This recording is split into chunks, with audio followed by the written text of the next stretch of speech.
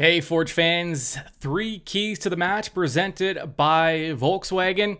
However, or wherever you may be watching and or listening, your number one spot for Forge content is here, and I'm about to give it to you.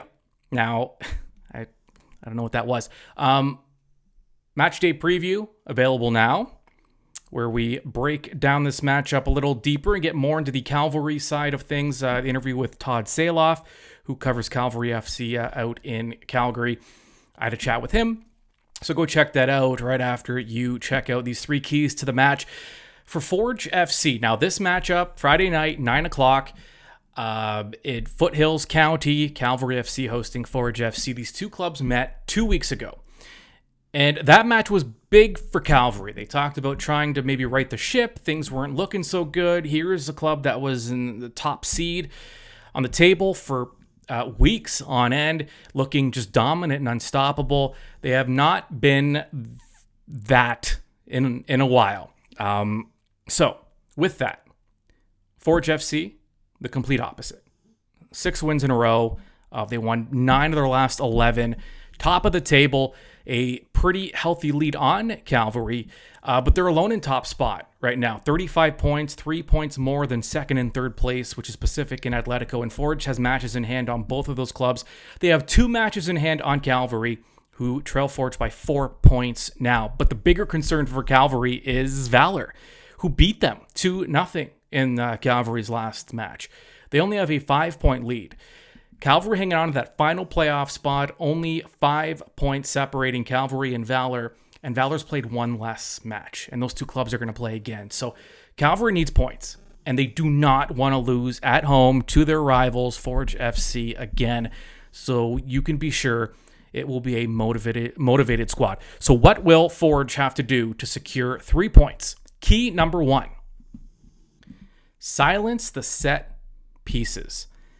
Cavalry FC, a chunk of their offense this season, have come from set pieces. Now, here's Forge head coach and technical director Bobby Smyrniotis talking about those set pieces. You know what you're going to get most of the times with them, and how they play, and they've shown a consistency in that. Maybe the results haven't been there lately, but the consistency in what they're doing and what they do on the ball, I think, has been there throughout the season. They're a team that's scored 50% of their goals from set pieces. That's a big thing for them, and how they get further up the field, and whether they finish with an attack or try and draw a foul, and they do that very well.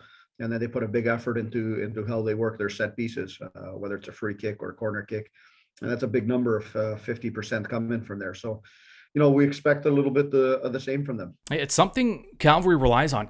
These are 2, as much as people like talking about the similarities between Cavalry and Forge, with the coaches having started soccer programs and academies that are now the feeder system to their clubs, and there are definitely some things in common that they have. But in terms of style of play, 2 very different clubs. Now, it's not just about set pieces, which, by the way, set chances off set pieces. Cavalry leads the league, and it's not even close. They've created 45 chances off of set pieces. Forge have created 25. So 45 to 25. Again, they play different games. 1v1s, Calgary's not the kind of club that's going to force the issue. They're more of a take what is given to you type of club, whereas Forge is more of a chance creation club.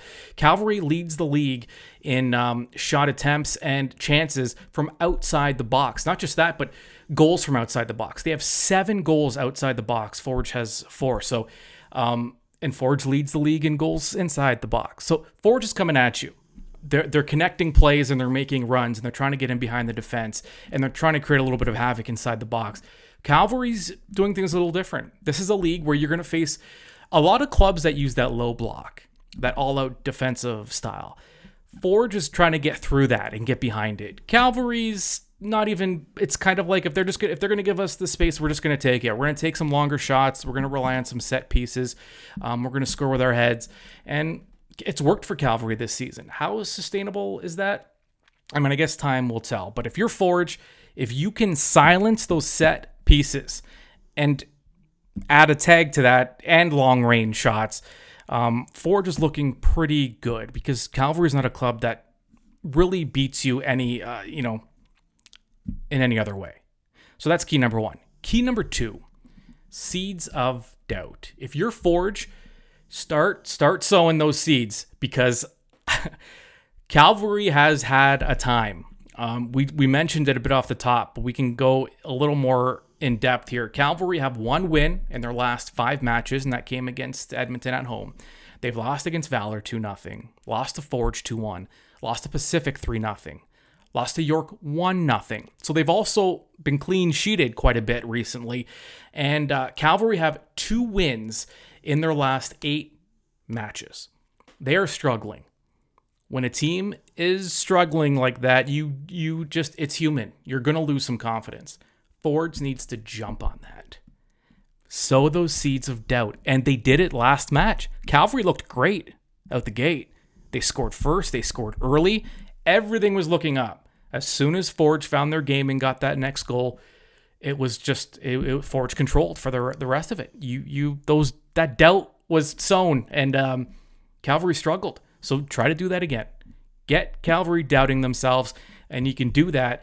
You can do it in multiple ways. You can do it. Forge can do it just by playing the game they normally play, that possession attacking game. But listen, Cavalry is a quality squad. That's not always going to work according to plan. If not, get a lead. Just make Cavalry question things a little bit and have them drop in confidence. You don't want Cavalry feeling confident at home with their fans. Those seeds of doubt also work with the fans. Quiet them down, make them a little nervous, and have them kind of second guessing the season and whether Cavalry is as good as they've looked. Just sow those seeds of doubt. That's key number 2. Key number 3, ride the Woobs wave. Woobens Pacius. Now, I can tell you, as someone who is lucky enough to spend time around this club and around Tim Hortons Field, being able to watch them train and whatnot, the attention that Pacius has gotten, the last time Forge garnered attention like this was ahead of their match with TFC when they were starting to get some national attention. Pacius is getting international attention. I'm just going to tell you that. A lot of people want to talk to Pacius. He is the most popular guy on Forge right now. Even, when kids come in and youth programs come in and camps and school kids, everyone wants to meet Pacius. They want Pacius' autograph. He's the star right now. And get the ball in his foot. I don't know what the lineup's going to look like Friday. Bobby doesn't typically divulge until, about an hour before kickoff. But if Woobens, whether he's starting or regardless of how he's used, ride that wave. Get the ball into his feet. Woobens doesn't need a lot of time. He does not need a lot of space. Quick check on the scoring race right now. Pacius is 3 goals back of Diaz, who he's been chasing for a couple of weeks now. Diaz, though, I always have to remind you, played almost more than 400 more minutes than Pacius, played an extra game. Pacius, by the way, shooting, he's at 69%. He's been hovering around 70 for a while now, which is unbelievable. It means if Pacius gets a ball on his foot, if he gets a chance, chances are he's going to score. His shooting percentage would indicate that he's going to score way more often than he doesn't if you get the ball into his feet into the dangerous areas. So ride the Woobs wave. That's key number 3. And those are your keys to the match. However, wherever you get your Forge content, subscribe on YouTube or wherever you get your podcast. You can also check us out on social media. Cavalry Forge out in Alberta, 9:00 Friday. I'll be watching. I know you will too. I know you will too. Also, don't forget. I'm so excited I can barely speak. Don't forget, our match day preview is available. Behind the Beard, available this week. In-depth chat with Bobby Smyrniotis. Also focus on Forge, and this week's focus was on Abu Sissoko and his initiative and his family's initiative in Mali to get clean and accessible water to the people there. And after the Cavalry Forge match, be sure to check back for the match in review. All right, enjoy. We are the Forge, the mighty, mighty Forge. You just don't think you understand. Forge FC is ready, and now you are too.